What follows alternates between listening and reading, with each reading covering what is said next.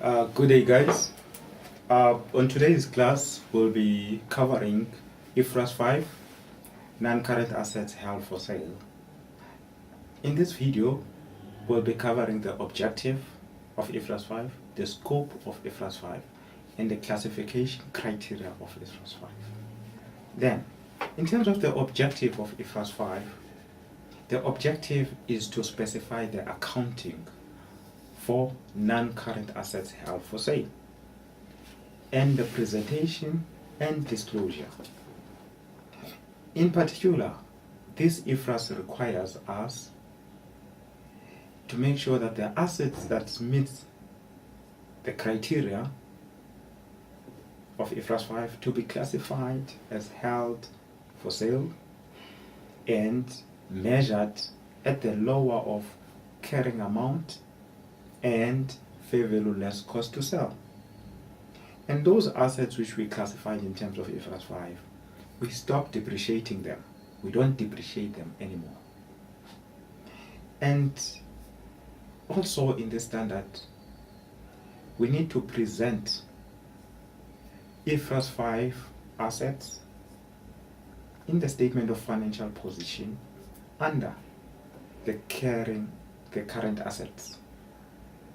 So, in terms of the scope, IFRS 5 applies to all recognized non-current assets, only non-current assets, and to all the disposal groups of an entity.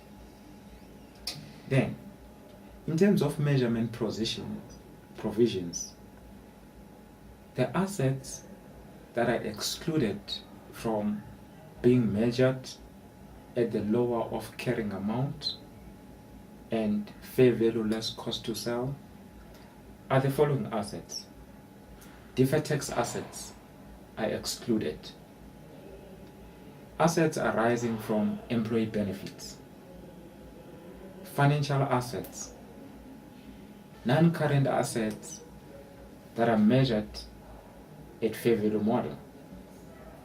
In terms of IS 41, the other ones could be in terms of IS 40, investment property, and contractual rights under insurance contracts, which is IFRS 4.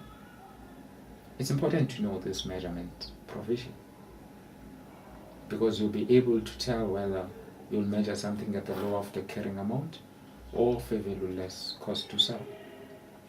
And then, in terms of the classification criteria of IFRS 5, an entity shall classify a non-current asset as held for sale if its carrying amount will principally be recovered through a sale transaction rather than through continuing use.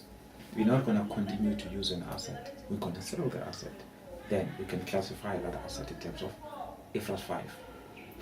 Then on the higher level of the classification, there are two things which also you need to consider. You need to check whether the asset, is it available for immediate sale in its present condition? That's number one. And the second one, is the sale highly probable? Then, up to this point, I have mentioned three things on the criteria. Are we going to recover the assets carrying amount through sale rather than use? That's number one. Is this asset available for immediate sale in its present condition? That's number two. And number three, is the sale highly probable? Then, the second level, where we break down the term highly probable. For something to be highly probable, the following must be met. All this must be met. Number one, the appropriate level of management must be committed to a plan to sell the asset. As the management approved, could be board of directors, approve the transaction. Number two, an active program to locate a buyer and complete the plan must be initiated. Is there any active program? That's number two, to locate the buyer and to finish the plan. The third one, the asset is actively marketed at a price that is reasonable, irrespective of its fair value. We are selling the asset at a reasonable price, and then there's an active strategy to market it. And then the fourth one, the sale should be expected to be completed within 1 year from the date of classification. Classification as non-current asset held for sale.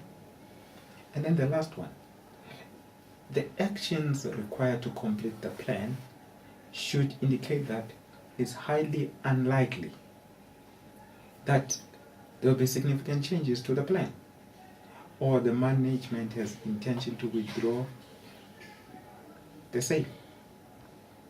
So it means that there's no change of plan. There's no indication that management will not proceed with the plan to sell. Those are the 5 criteria. However, the fourth one, where it says that we must expect to sell the asset within a year, is explained further that we should not expect that asset to be sold beyond a year if everything is within our control. But the minute a situation is beyond our control, we are allowed to recognize or classify an asset as non-current asset held for sale, even though it will go beyond a year. If something is beyond the control of the entity, that's number one.